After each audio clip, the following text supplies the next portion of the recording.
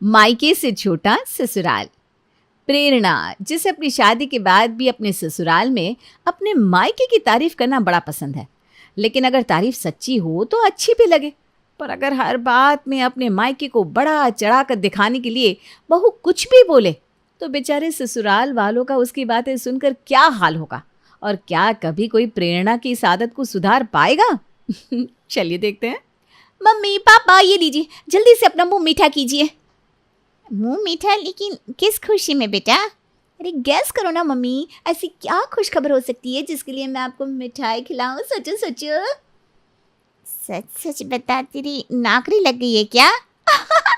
वाह मम्मी, क्या गैस किया है। पूरे खानदान में 23 साल में आज तक किसी की नौकरी नहीं लगी। इतनी कम उम्र में आपकी बेटी को इस सरकारी नौकरी मिल गई है। ये लो भाभी, आप भी इस बात पर मुंह मीठा करो। अरे मुंह तो मीठा करूंगी मैं, लेकिन 23 साल की उम्र में नौकरी लगकर तू इतनी खुश क्यों हो रही है? अरे मेरे खानदान में तो 21 साल में ही मेरे एक भाई की सरकारी नौकरी लग गई थी, और तू नौकरी मिलने पर ये मिठाई लेकर आ गई। मेरे मायके में तो जब भी किसी की नौकरी लगती है ना, तो सबसे महंगी वाली मिठाई लेकर आते हैं। तू पता नहीं ये कौन सी सस्ती सी मिठाई लेकर आ गई। अरे भाभी, आप कैसी कैसी बातें करती हो। इतनी महंगी दुकान से काजू कतली लेकर आई हूँ और आप कह रही हो कि ये सस्ती मिठाई है। अरे इससे महंगी मिठाई तो उनकी दुकान पर कोई और थी ही नहीं। मुझे तो ये समझ में नहीं आता, इससे महंगी मिठाई आपके मायके वाले और कौन सी लेकर आते होंगे। आप मुझे बता दो, मैं भी लेकर आ जाऊंगी। अरे रहने दे, यहाँ की दुकानों पर ना वो मिठाई मिलती नहीं। उस मिठाई पर तो ऊपर सोने का वर्क होता है, और चांदी के वर्क वाली मिठाई तो मेरे घर वाले खाते ही नहीं। लेकिन यहाँ पर आकर तो सब कुछ बदल ही गया। जब से मैं शादी करके यहाँ आई हूँ, तब से सोने के वर्क वाली मिठाई खाए हुए ज़माना हो गया।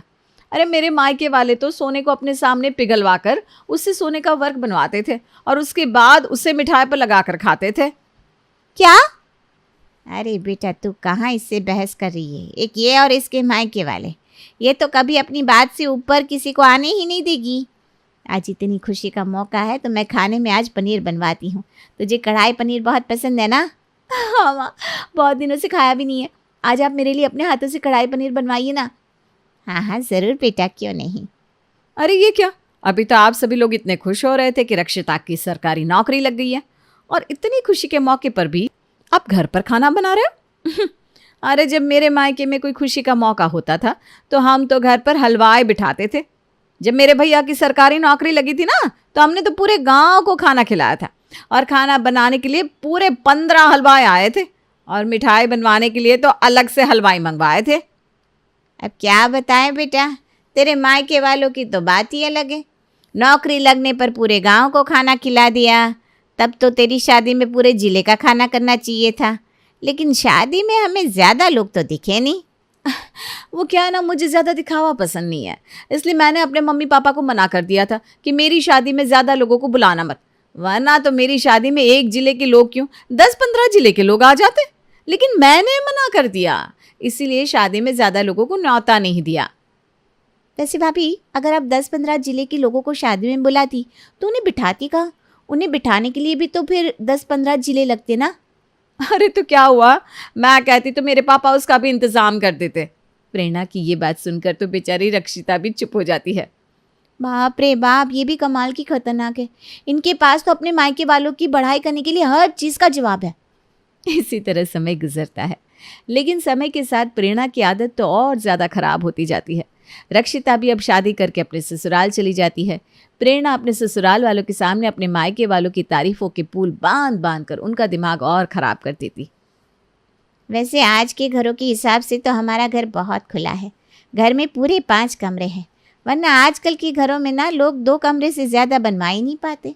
घर की जगह आजकल इतनी कम हो गई है, यहाँ पर तो हमारा घर ही सबसे बड़ा है। अरे कहाँ माँ जी, 5 कमरों का घर कहाँ बड़ा होता है? मेरे मायके में देखा है आपने, पूरे 8 कमरे हैं। हाँ, और वो भी इन कमरों से 3 गुना बड़े।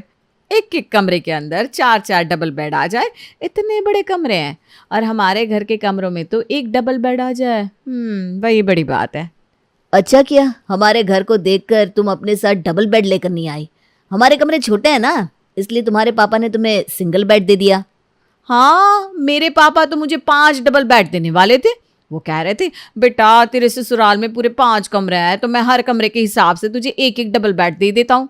लेकिन जब उन्होंने आपका घर देखा ना तो बोले, बेटा इनके कमरे तो कितने छोटे हैं और कमरों के अंदर सामान भी उन्होंने ठूस ठूस कर भर रखा है, इसलिए 5 डबल बेड को छोड़ और ये सिंगल बेड ही ले जा, वरना अगर तू 5 डबल बेड ले गई तो उन लोगों को नया घर खरीदना पड़ जाएगा। हाँ, बस आपका भला सोच कर ही ना मैं अपने साथ 5 डबल बेड लेकर नहीं आई। कितनी अच्छी हो ना तुम प्रेरणा, हमेशा हमारा कितना भला सोचती हो। बेचारा प्रीतम भी उसकी बात का जवाब देते हुए यही कह पाता है। कुछ दिन बाद, अरे कल भी फ्रिज में इतना सारा दूध बचा हुआ था और आज भी फ्रिज में इतना सारा दूध बचा हुआ है। अरे जब घर में इतना दूध है तो ये लोग दूध पी क्यों नहीं लेते? ए बहू ज़रा यहाँ आना। आई माँ जी। कहिए माँ जी, क्या हुआ? बेटा घर पर ये इतना सारा दूध बचा हुआ है, इसे पी लो ना, या फिर इससे कुछ बनवा लो। मैं जब भी फ्रिज में देखती हूँ इतना सारा दूध बचा हुआ रहता है। तुम तो कहती हो कि शादी से पहले मैं अपने मायके में इतना इतना दूध पी जाती थी और यहाँ पर तो तुमसे दूध की एक घूंट भी नहीं भरी जाती। अब क्या करूँ माँ जी, मैं जैसे ही इतने से दूध की तरफ देखती हूँ मेरा दूध पीने का मन ही नहीं करता। क्या मतलब? मतलब ये कि माँ जी यहाँ पर सिर्फ 2-3 लीटर दूध रहता है। इतना थोड़ा सा दूध देखकर मुझे ऐसा लगता है कि अगर मैंने दूध पी लिया और दूध खत्म हो गया तो मैं सबके लिए चाय कैसे बनाऊंगी। मेरे मायके में तो मेरे पापा एक बार में पूरा 5-5 लीटर दूध लेकर आते थे, इसलिए इतना सारा दूध देखकर ना मेरा अपने आप ही दूध पीने का मन करता था। अच्छा, तो मतलब अगर हम 5 लीटर दूध लेना शुरू करेंगे तब तू घर में दूध पीना शुरू करेगी? बेटा तू और तेरे मायके वाले की बातें अब तो मेरे सर के ऊपर से जाने लगी है। अब तो मुझे तेरे साथ कोई बहस ही नहीं करनी। ये सब छोड़ और शाम के लिए खाना बना ले। मैंने दुकान से आधा किलो पनीर लाकर फ्रिज में रख दिया है और मटर पनीर की सब्जी बना देना। क्या माँ जी, सिर्फ आधा किलो पनीर? अरे इतने से पनीर में बनाऊँ क्या? अरे मैंने तो अपने मायके में कभी 2 किलो से कम एक बार में पनीर बनाया ही नहीं। कम से कम 2 किलो पनीर तो ला कर दीजिए।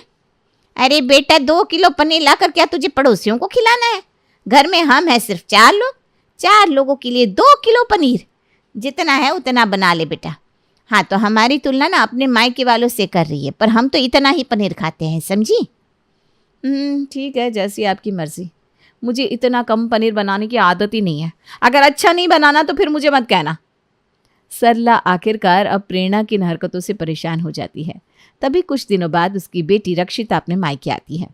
माँ, अभी भी भाभी की आदत सुधरी या नहीं, या फिर अभी भी वो अपने मायके वालों की बड़ाई में लगी रहती है? बेटा तुझे लगता है कि वो अपनी आदत सुधार पाएगी? अरे उसकी इस आदत को कोई नहीं सुधार सकता। उसकी बातें सुन सुनकर तब हर रोज़ मेरा सर चकराने लगा है। लगता है अब भाभी की अकल ठिकाने लगाने के लिए मुझे ही कुछ करना पड़ेगा। जैसे लोहे को लोहा काटता है, अब मुझे वैसा ही कोई पात्रा अपनाना पड़ेगा। शाम के समय खाने के टेबल पर, अरे भाभी अपनी खीर बनाकर फ्रिज में ठंडी नहीं की? आपको पता है ना मुझे ठंडी खीर पसंद है। हाँ मुझे पता है, लेकिन मैं क्या करूँ, घर का फ्रिज इतना छोटा है कि बाकी सामान रखने के बाद इसके अंदर खीर रखने की जगह ही नहीं बची। अभी मेरे मायके वाला फ्रिज होता ना तो उसके अंदर ऐसी खीर के 10 डोंगे आ जाते, लेकिन यहाँ का फ्रिज इतना छोटा सा, कुछ भी नहीं आता इसके अंदर। अरे भाभी, कहाँ आप अपने मायके के फ्रिज की बात कर रहे हो? अगर आपने मेरे ससुराल का फ्रिज देख लिया तो आप तो हैरान रह जाओगी। आपके मायके के फ्रिज में तो बस ऐसे 10 डोंगे आएंगे, है ना? मेरे ससुराल की फ्रिज में ऐसे 50 डोंगे आ जाएंगे। अरे आपकी मायके का फ्रिज तो मेरे ससुराल के फ्रिज के सामने कुछ भी नहीं है। और ये तो मैंने आपको अपने ससुराल के छोटे वाले फ्रिज की बात बताई, वरना मेरे ससुराल में जो बड़ा वाला फ्रिज है ना, इसके अंदर तो हमारे पड़ोसी भी अपना सामान रख कर जाते हैं। क्या? हाँ। अगले दिन, बहू मुझे मंदिर जाना है, ज़रा एक बार मेरी साड़ी पर प्रेस तो कर दे। मैं खुद ही कर लेती, लेकिन मुझे नहाने में थोड़ी देर हो गई। यहाँ पर बिना सब काम खुद ही करना पड़ता है। मेरे मायके में तो मेरे पापा जी ने घर का काम करने के लिए नौकरों को रखा हुआ था। हमारे घर में ना अलग अलग काम करने के लिए पूरे 5 नौकर थे। और कहाँ ये मेरी किस्मत कि अब मुझे प्रेस करने जैसे काम भी खुद करने पड़ते हैं। मन तो करता है अपने पापा जी को बोलकर 5 नौकर को यहीं बुला लूं, लेकिन आपका घर इतना बड़ा है भी नहीं कि यहाँ पर 5 नौकर काम कर सके। अरे भाभी, आपके मायके में बस 5 ही नौकर काम करते थे? मैं तो सोचती थी आपका मायका इतना बड़ा है तो कम से कम आपकी यहाँ पर 15-20 नौकर तो काम करते ही होंगे। इसका मतलब फिर आपका मायका ना मेरे ससुराल से छोटा है। क्योंकि मेरे ससुराल में मेरे ससुर जी ने काम करने के लिए पूरे 40 नौकर रखे हैं। हर काम को करने के लिए अलग अलग नौकर। अरे वहाँ पर तो कोई मुझे एक जूठा ग्लास भी उठाने नहीं देता, क्योंकि जूठा ग्लास उठाने के लिए भी अलग नौकर है। कुछ भी हो भाभी, मेरे ससुराल वाले हैं बहुत अमीर, वरना घर में 40 नौकर भला कौन रखता है बताइए। 40 नौकर? हाँ भाभी, बस 40 ही रह गए, वरना मेरे ससुर जी ने तो पहले 50 नौकर रखे थे, लेकिन उनमें से 10 नौकर ना बूढ़े हो गए, तो पापा जी ने उन्हें रिटायर कर दिया, और उनके रिटायरमेंट के बाद हर महीने उन्हें पूरी पेंशन जाएगी। आपके मायके वाले भी नौकरों को रिटायर करके उन्हें पेंशन देते हैं या नहीं? देखो, अगर नहीं देते ना तो ये बहुत गलत बात है। उन लोगों ने इतने साल तक आपके घर पर काम किया, तो उन्हें पेंशन देनी तो बनती है ना। हाँ हाँ हाँ। जो हाल हमेशा प्रेरणा की बातें सुनकर बाकी सबका होता था, वो हाल आज रक्षिता की बातें सुनकर प्रेरणा का हो रहा था। रक्षिता की बातें सुनकर आज तो प्रेरणा को समझ में नहीं आ रहा था कि वो उसे बोले तो क्या बोले। रक्षिता ने तो आज प्रेरणा के मुंह पर जैसे ताला ही लगा दिया था। अब प्रेरणा को रक्षिता को दिखाने के लिए कुछ मिल नहीं रहा था, तो रात को खाने के टेबल पर अपने मायके वालों की बड़ाई करने के लिए वो कहती है, ये डाइनिंग टेबल कितना छोटा है। मेरे मायके में इतना बड़ा डाइनिंग टेबल था कि उस पर एक साथ 20 लोग बैठकर खाना खा सकते थे, लेकिन इस डाइनिंग टेबल पर तो 6 लोग से ज़्यादा खाना ही नहीं खा सकते। अरे बेटा, जब रक्षिता की शादी नहीं हुई थी तो हम घर में 5 लोग थे। अब इसकी शादी हो गई तो घर में हम 4 लोग रह गए। तो घर में इतना बड़ा डाइनिंग टेबल लाने की क्या ज़रूरत? घर में अगर ज़्यादा लोग होंगे तभी तो बड़ा डाइनिंग टेबल लेकर आएंगे ना। अरे नहीं माँ, भाभी बिल्कुल ठीक कह रही है। ऐसे तो मेरे ससुराल में भी मेरी सासू माँ, ससुर जी, निशान जी हैं। मेरी ननद की भी शादी हो चुकी है, लेकिन उसके बाद भी मेरे ससुराल में पूरे 60 लोगों के बैठने वाला डाइनिंग टेबल है। क्या 60 लोग?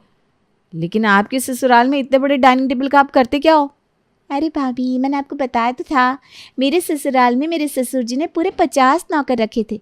तो पापा जी का मानना है कि घर में काम करने वाले लोग भी हमारे साथ ही बैठकर खाना खाएं।